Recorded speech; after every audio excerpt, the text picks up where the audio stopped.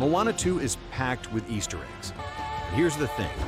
Most people missed more than half of them. From hidden Disney crossovers to clues about Moana's future, and even a tease for what might come next. These details change how you see the entire movie. So here are the best Easter eggs in Moana 2 you probably didn't catch. Can I get a cheese? Little Mermaid Easter egg you definitely missed. There's a moment where Kaylee is just throwing random stuff out of a boat. Looks normal, right? But hidden in that scene is a direct reference to the Little Mermaid.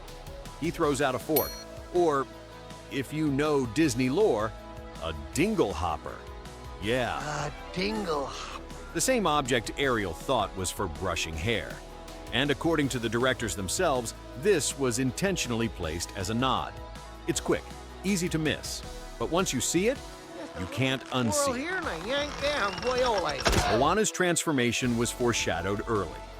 At the end of the film, Moana becomes a demigod.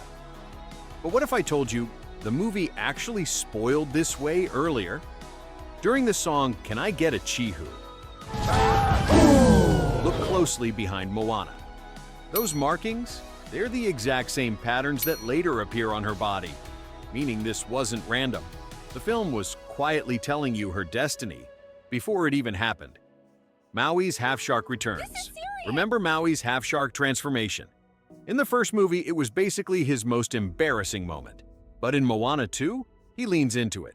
He actually uses it for jokes. And that small change shows something bigger. Maui has grown.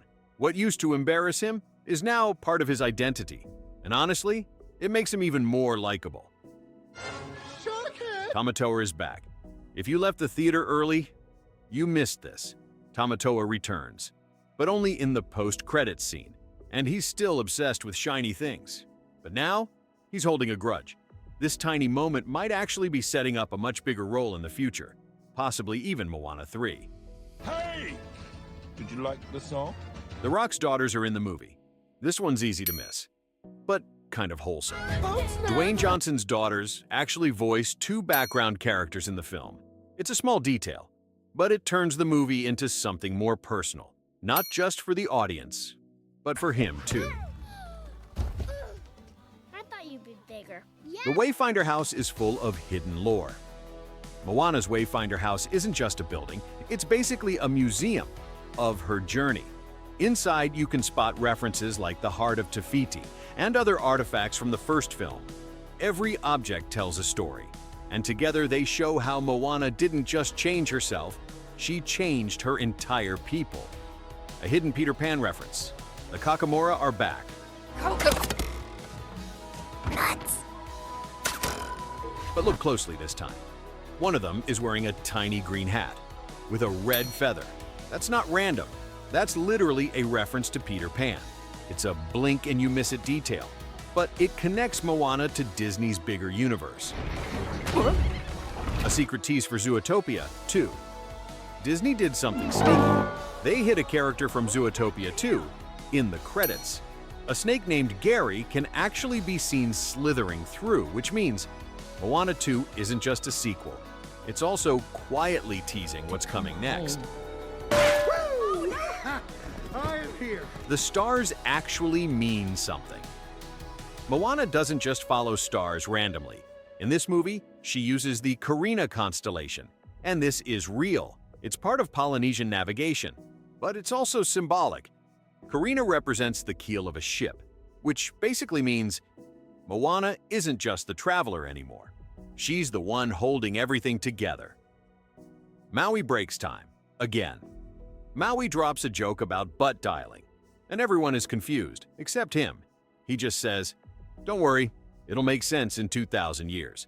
This is actually a callback to his Twitter joke in the first movie. When you use a bird to write with, it's called tweeting. Meaning somehow, Maui is aware of the future. It's Maui time! The dancing boy returns. Remember the kid dancing in the first movie? He's back. But this time, he's better, more confident, more expressive. And that's not just a cameo, it shows something important.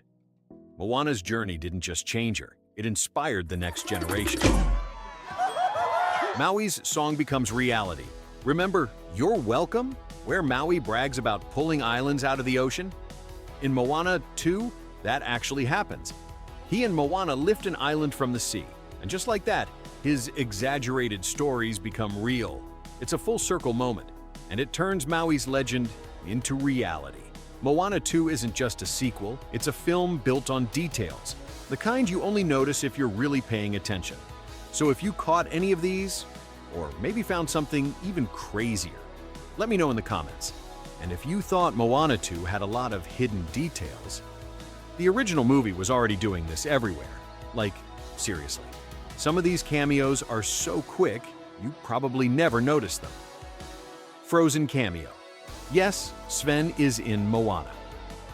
Let's start with one of the biggest Disney movies ever, Frozen. You won't see Elsa or Anna here, but look closely when Maui gets his fishhook back and starts shapeshifting. There's a rapid sequence of animals. And for a split second, he turns into a reindeer. Not just any reindeer, that's Sven. Sven from Frozen. It's super fast, but it's Disney basically saying, yeah, all of this exists in the same world. Wreck-It Ralph cameo, hidden in the credits. Now this one, almost nobody catches it, because it's not even in the movie, it's in the credits. As the credits roll, with all the Polynesian-style artwork, look at the corner of the screen. You'll spot a very familiar face, Wreck-It Ralph. He's redesigned to match the art style, but it's clearly him. And here's the interesting part. This was actually teasing Wreck-It Ralph 2 before it even released. Classic Disney move. Baymax mask, hidden in plain sight. During the Kakamora scene, when all those masked warriors suddenly turn, it's chaotic, it's funny, and it's also hiding something. There's one mask that looks different. White, simple, 2 dots, connected by a line. That's not random. That's literally the face of Baymax from Big Hero 6. It's subtle, but once you see it, you realize Disney is sneaking references even into background designs. Prince Eric statue. Another Little Mermaid nod. Remember when Moana is trapped in the cave with that massive Maui statue? Most people are focused on how is she getting out? But look at the statue itself. The pose, 1 foot forward, arm extended, feels familiar. That's because it closely matches the statue of Prince Eric from The Little Mermaid. Same heroic stance, same dramatic energy, another subtle callback hidden in plain sight. Aladdin reference, the broken nose detail. And here's one that's ridiculously specific.